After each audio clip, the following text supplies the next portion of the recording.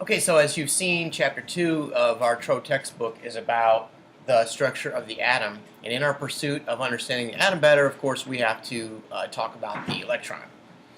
So Chapter 2, Section 3 is about the discovery of the electron and the two primary things that we're concerned about, and that is its charge and its mass. So let's start with J.J. Thomson. J.J. Thomson was at the University of Cambridge in the late 1800s, and he was studying cathode rays. And he took a cathode ray tube, which looks like this, and subjected the cathode rays to an electric field right there, right? So you're making cathode rays coming through here. I won't really get into exactly how they were made by a battery, but he's got a plate here and a plate here. And he was essentially making cathode rays, and the rays can be represented by this purple arrow. So as the rays were going through there and hitting the bottom, he put up a couple more plates, electrically charged plates, and also a magnet with a north pole and a south pole. Can you see this magnet here? So subjecting this thing to an electric and a magnetic field, and he found that in doing so, he could deflect the beam, right? So he's got these cathode rays that are coming through here, and he found that if he put a charge across these plates, he could move the beam either this way or that way, depending on the charge, and he can do the same thing with the magnet. So in doing so, he figured out that there was such a thing as an electron. In other words, he said the cathode ray was made of particles, and he named the particle the electron. And he found, first of all, that it had a mass. He did that by looking at the beam being deflected. Then it had a mass, and he found it was much smaller than the smallest atom being about 2,000 times bigger than the electron. And he also found that it had a charge. So he knew the mass-to-charge ratio. He didn't know the mass or the charge, but he knew it had a charge and it had a mass, and he knew the ratio between the two. So then, at the University of Chicago, Robert Millikan performed an experiment called the Millikan oil drop experiment. This is a little bit elaborate, so I would encourage you to consider looking at the textbook for a really elegant explanation, but I'm going to give you a brief flyover here.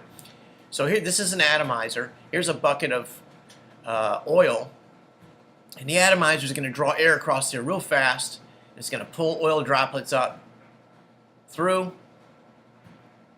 and in doing that, it's going to make a bunch of tiny little oil droplets. Well, the oil droplets come through here and drop through a hole in this top plate. It's a positively charged plate, and these oil droplets, which are neutral, are going through that plate.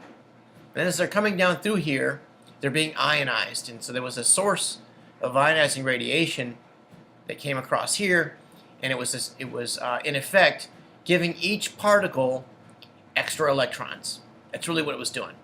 So this particle might get one extra electron, this particle might get 2 or 3, that one might get 2 or 3 or 1, this one might get 4 or 5, right? So it's giving each of these particles an excess number of electrons.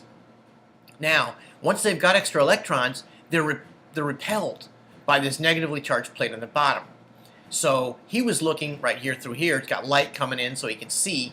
He's looking in the viewing microscope, and he's looking at these particles, and he's seeing that some of them are slowing down. And if he got the right voltage across these plates here, he could actually stop an oil droplet. He could suspend it in midair, right? And if he increased the voltage enough, he could get these guys to actually go the other way, go back up toward the positively charged plate, right? So in doing so, he figured out what the charge was on the electron. It's a little bit elaborate. We've got a practice problem or two where we'll investigate the math that he did to do that, but he figured out the charge of an electron, and the charge of an electron he found to be minus 1.60 times 10 to the negative 19 coulombs. That's the number we're going to need for calculations. It'll typically be, in the inside cover of your text or whatever. I wouldn't say you memorize it, but it's a good idea to be comfortable with it. That's the charge of an electron. 1.6 times 10 to the negative 19 coulombs, negative 1.6. And so then he went back to J.J. Thomson's mass-to-charge ratio and figured out that its mass must be 9.1 times 10 to the negative 31 kilograms. That's a pretty small little pebble. 9.10 times 10 to the negative 31 kilograms. This is the takeaway from Chapter 2, Section 3. The charge of an electron, which is, as you see, and its mass, which is also here.